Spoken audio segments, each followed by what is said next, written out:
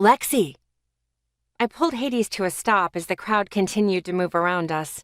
Turning, I spotted Miles moving through what seemed to be the entire population of every town in 3 counties. I took a deep breath and let it out slowly. It wasn't as bad as I thought it might be, but the crowd was starting to get on my nerves. Emerald eyes met mine from behind rimless glasses. I couldn't help but smile as he came toward me. Miles's angled jaw and high cheekbones made him cute, but when he smiled like he was now, you could see how handsome he really was. He looked down at me from his 6 inches of extra height as he stepped in close, his hand going to the back of my arm. "How was work?" I shrugged.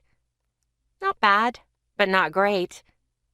"Are you still having trouble with script?" he asked in that smooth timbre that I loved. I smiled up at him as I breathed in his wintergreen scent.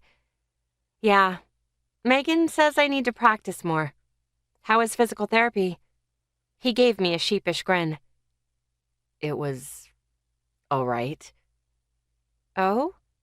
Miles had been hitting the pool hard to get back in shape for the next swim season ever since the cast came off last month. A little too much too soon, to be honest. His ears turned pink. "I received a lecture about overtraining while the break is still healing." "Called it!" "But she did release me, so I can get back to my usual training schedule." He smiled that smile again, making my heart pick up the pace. "Oh no, we're never going to see you now."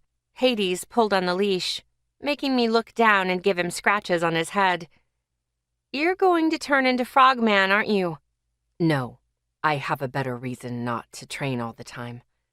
His voice grew softer. "Oh yeah?